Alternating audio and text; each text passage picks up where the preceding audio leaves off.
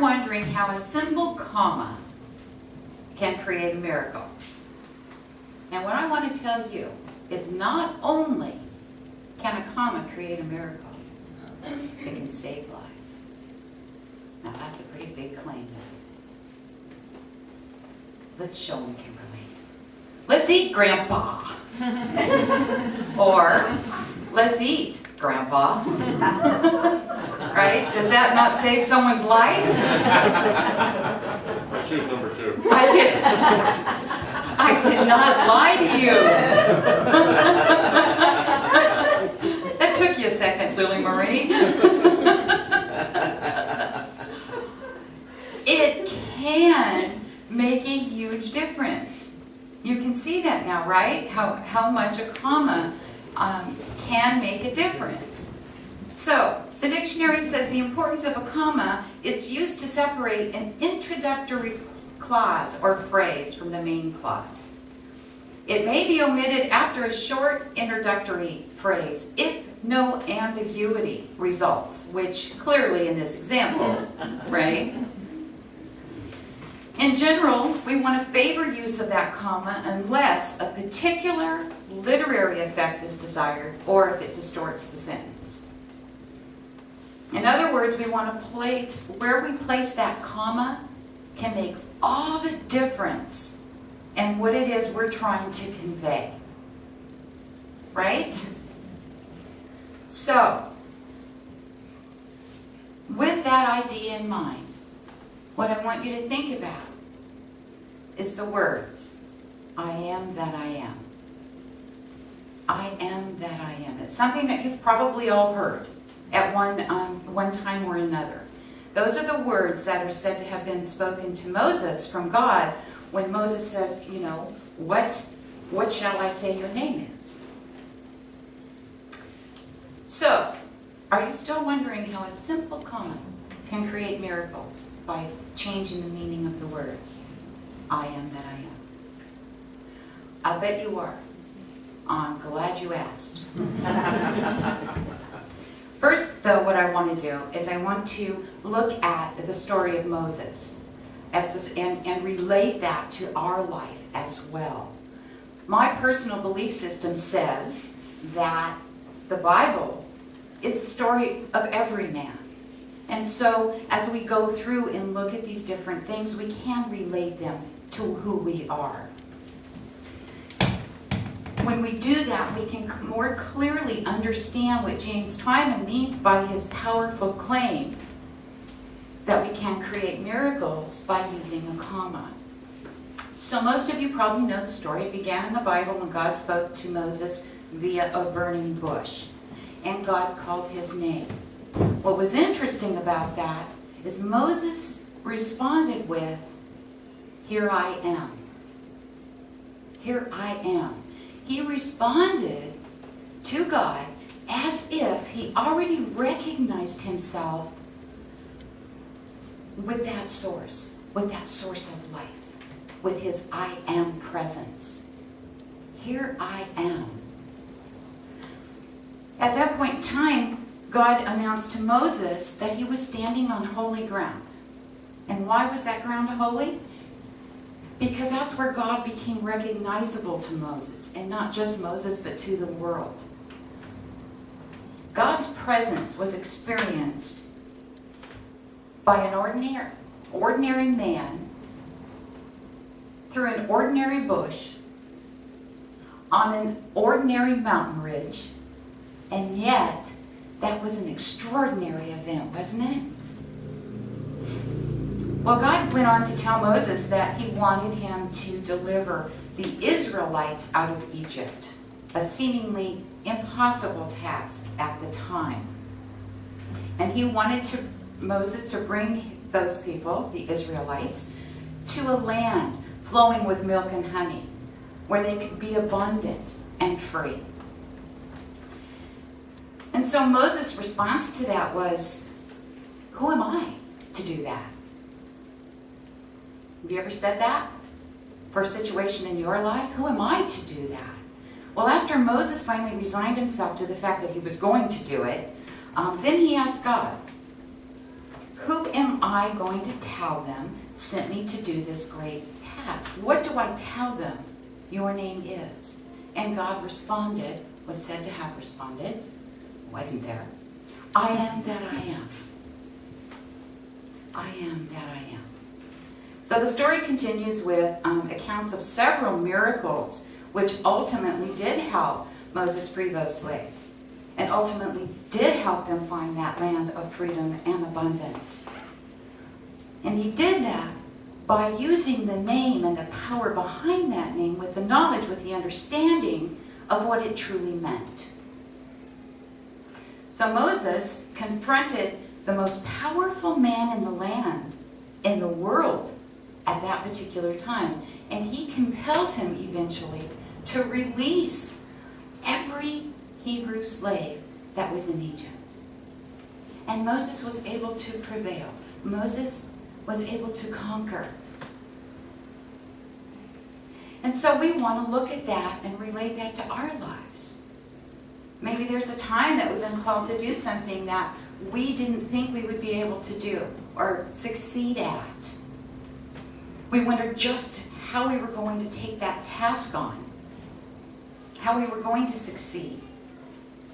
A lot of times people will go right into that idea of fear and say, hey, you know what, thanks for the offer, but no, thank you. Because we forget where our power comes from. We forget who we are. And in truth, we are absolutely no different than Moses. Because we too are searching for that promised land. We too are searching for how we can be abundant, how we can be free. That land of milk and honey, if you will. And we can have all that. It is absolutely ours for the taking. We have the power to manifest what our soul wants in this lifetime, what we are called to do, to be, or to have. And we do that by utilizing those words that God gave to Moses, I am that I am. By using these words as a mantra, we are actually using the law of attraction.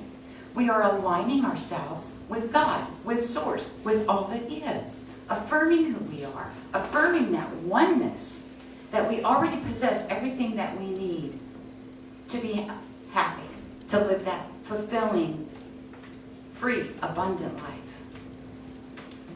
Before I go on to that, I have to share this story with you that Timon shares in the Moses Code. This story is awesome. It's about a boy who desperately wants a new red bike. So he heard about using prayer so he could get what it was that he wanted so badly in his life. His parents told him that if he asked Jesus for what he wanted with enough conviction, that he would absolutely, no question, get it. So that night, the boy knelt down next to his bed and started praying. Dear Jesus, I really want this new red bike. My mother told me, if I pray hard enough, you'll give it to me. Please, give me that new red bike. Next morning, the boy wakes up. There's no bike. But he is still optimistic. He's not going to let that get him down. So that night, he knelt down one more time, got on his knees, and he said, Dear Jesus, I really want that new bike. And I absolutely believe you'll give it to me if I pray hard enough. And I'm praying as hard as I can. Please give me that new bike. Well, the next morning, guess what? No bike again. So he was gathering his things to go off to school that day, and as he walked by the mantle, he noticed there was a statue of the Blessed Mother. So he's kind of scratching his head. He found a piece of rope, took the statue, wrapped the rope around it, and he put it in his backpack. Went off to school. Well, he ended up putting that statue in his locker. And that night, before going to bed, he got down on his knees to pray again. Dear Jesus, if you ever want to see your mother,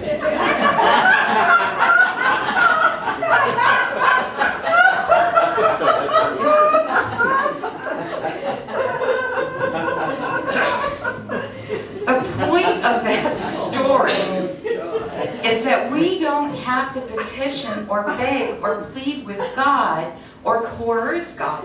None of that stuff works. We already have everything that we could possibly desire. And the idea is aligning ourselves with that. And that's what the law of attraction is all about. It's about knowing and understanding that you already possess what it is you're seeking. So, I am that I am. And let's look at the second one there. I am that. I am. Can you see the difference? Do you feel the difference in those words with a simple comma? 5 words. And the meaning is entirely changed when we add that comma. And the way we can use these words is essentially a call and response with God, with our source. So we're going to do an exercise together, if you so choose. I'd like you to think of something that you've been desiring in your life, or something that you feel like you've been lacking in your life, and bring that to mind. And bring it as clearly as you can. And I'm going to invite you, if you'd like, to close your eyes and really focus on that. Whether it's desire, a feeling, a thing, whatever it is. If you thought of a material thing, that's all fine and well and good. But I would invite you to do, because material things satisfy our ego temporarily.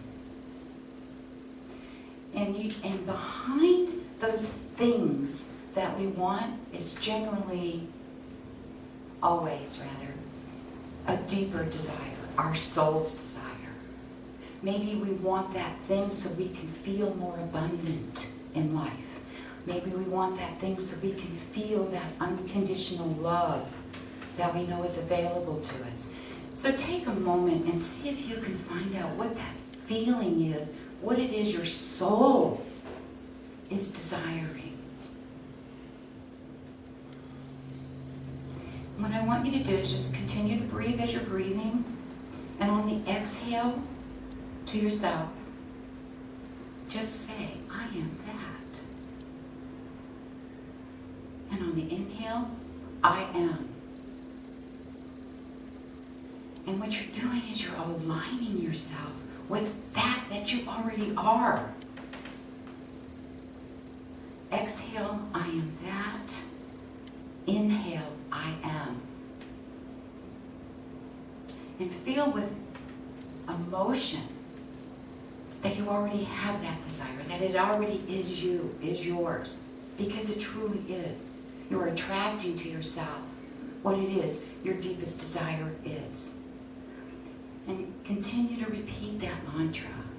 Exhale, I am that. Inhale, I am. And do that at home. Do that on a daily basis when you're working to align yourself with whatever it is your heart desires, your soul desires. When we use the words I am, they are offering a declaration which indicates that presence, that source of energy that created everything that we experience, everything that we perceive. And there's tremendous energy behind these words when you really sit with them, when you use them as a mantra. When you say, I am that, you are claiming to be one with that desired state. One with that object, whatever it is. And when you do that, you are expanding who you are. You are expanding your awareness of who you truly are. And by claiming that oneness with your source, you are acting upon the knowingness of your soul instead of simply your mind and or your intellect. And the truth is this, your soul views everything as intimately connected to that one source, to that all that is. And as you say that I am, it's claiming it and accepting that desire that you've stated. You are essentially saying to God, I am that. And God is responding with, I am. You've claimed it. You've claimed it as you, through you. And we expand ourselves more fully every time we say, yes, I am that. And by affirming that I am presence, we're being invited to our greatness, to all that life has to offer. We're remembering that it belongs to us. We don't have to be limited. We can use this information, this knowledge, to align ourselves with the power of life, the power of God, source, all that is. We can live in that promised land. We can live in that land of milk and honey. Absolutely, it's available to us all the time. It is ours to claim, to accept. We only have to speak our word with authority and know that that I am presence lies within us. Moses recognized he was co-creating with God. We can do that too. Well, we do that. Sometimes we don't realize it. We're always co-creating our life. And this mantra is an incredibly powerful tool to bring our soul's desires to us in manifestation form. Now, the mistake people make is to limit it to material things. And I say limit it. Nothing wrong with having material things. That's all well and good. Don't limit it to that. Because if what you're feeling is unloved, uncared about, claim that for yourself. Know that you are that. It does exist within you. You are that. And I'll tell you how you get more. Let's say it's compassion you're after. Give it away. Don't hang on to it. You can't give what you don't have, right? So as you claim that compassion, as you feel it, as you experience it, give that away. Give that to someone else. And guess what? Absolutely, unequivocally, without question, that comes back to you tenfold. So as you give, you receive. And I know you've heard that 100 times. What I'm telling you is it's the absolute truth. Manifesting the peace and the compassion, the abundance, the unconditional love of the I am is what we're called to do. Here at Common Ground in particular, we say that we've been called to be the hands and feet of God expressing His love in this world. And this is a beautiful way to do that. It's a beautiful, perfect way to share. In this book, he proclaims that it's time to spiritualize the spiritual law of attraction. And I love that idea because so many have used it for material gain. And that's not a bad thing. It's just so much more than that.